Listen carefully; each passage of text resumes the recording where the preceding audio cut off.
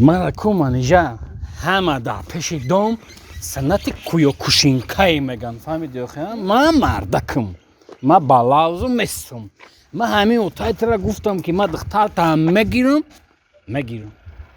یکناتی انتا چی؟ من کشیده میگیرم ایداسی اوتایت را فهمیدی جگری آخه من مردکم من بردگفم میستم نه تو فکر یکم کسا نه که کسی ترا چیزی میگه کو همش یه رون ده های فهمیدی؟ میدونی که مطرح کو؟ دیدم برابر عاشق شده بودم نمیزال دا دیدم تا که هشم رفت مرا چندین کسا در زال دیده بودن نه که تو خودت طوری شدی مدام من خرسندم برای تو السلام علیکم و علیکم السلام چه خیلی سعدی؟ سلامتی خوبه؟ شما لازم تینجی؟ رحمت کی؟ این ینگت تایدی نخدش طوری شده بود یانگمای؟ میگم بگیرم شا نه تو بیاخری چی؟ در یا روز میگیری شا خلی دو سه مو بگار یا بسان بفهم شا چی با؟ چقدر چی با؟ یکون دوگونه خسرو داره دوگونه چی میگیری؟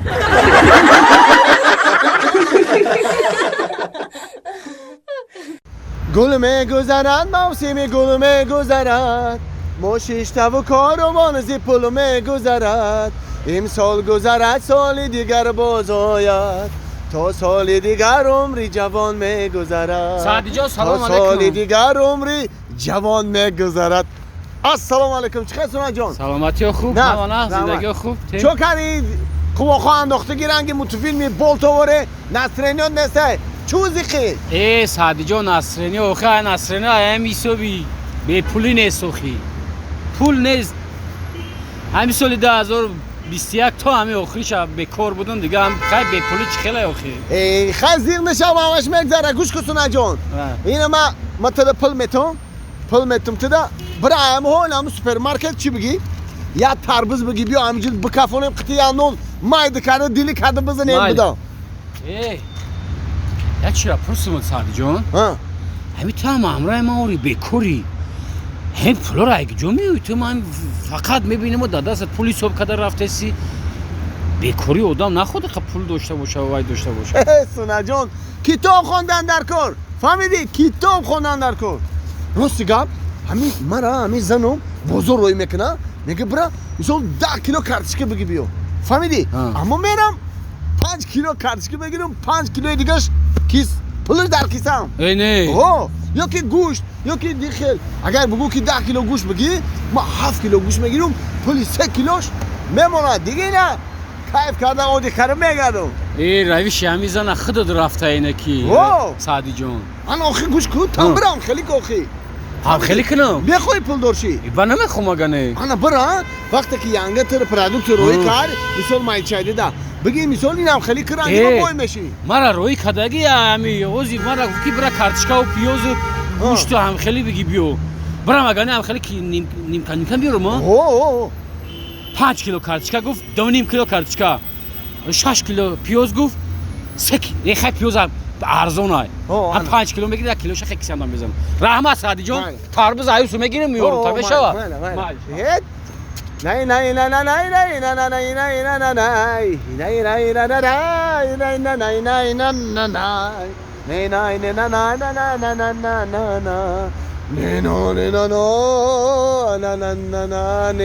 نه نه نه سعدی آزی بستک سعدی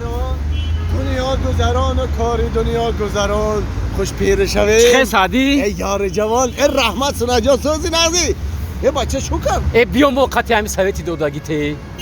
ای تینجه چو کری نصرینو یا برگی رنگ اورزانگی هم بدتر تینجه های خاک تینجه های آخی ای بچه امروز زنک سوم داد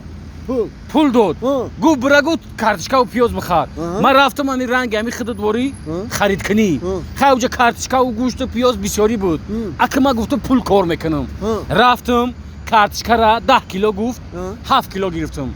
گوشت 5 کیلو گفت 3 کیلو گرفتم پیاز 10 کیلو گفت 6 کیلو گرفتم بچه گپ شید آخی بچه گپ شید زنک در خونه ترازو داشتن.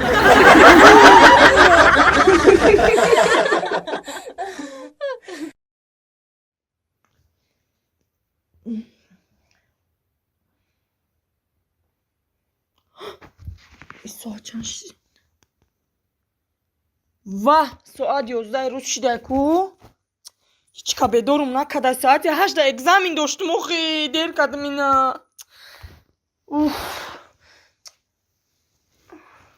چی با مرا بدار نکدیان؟ کنی بیام علیم دا زنگ زنم میکشن من الو سلام علیکم معلم جان معلم جان میبخشی من این روز اگزامی دا کم تا دیر موندم معلم جان حاضر بیام اگزامی مسپار ممکنه ای رحمت شگرد خیرت که ای خوب بدور کردی من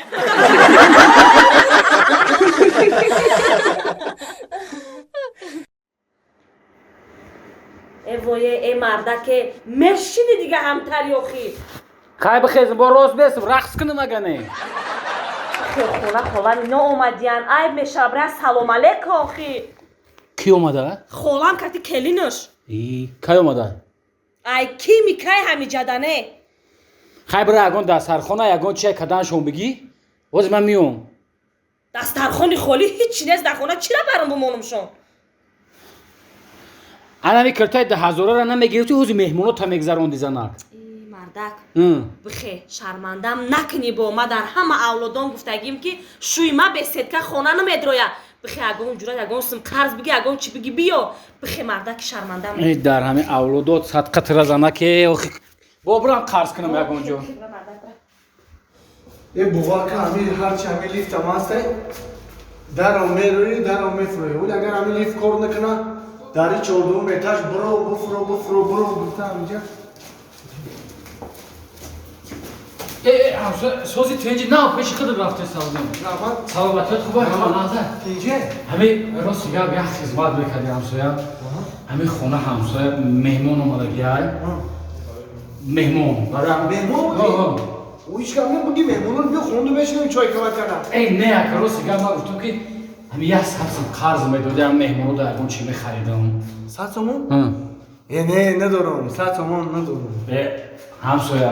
اخیر کم راست بود باور راست پیش خودت اومدم کم شرمنده نکنه همین 100 تومن قرضم با ته من قرض گفتم نه من فهمیدم گفتم نه که من پول ندارم همسایه جون ای اخیر که یا بکو گفتن میشه نمیولی کارم میگیرم کو میاد پول قرض میتونم همسایه نه دو سه روز پس میشم میولی کو میاد پول قرض میتونم راست دیگه بخی همسایه خانه کیسم ده چانس باشه میتونم مایلا این 60 تومن بده 60 تومن 60 تومن اخیر مایل میشه 60 تومن هم میگیرم همسایه و چیزی دیگه قرضا میشه خیر به گوش دیگه میگیرم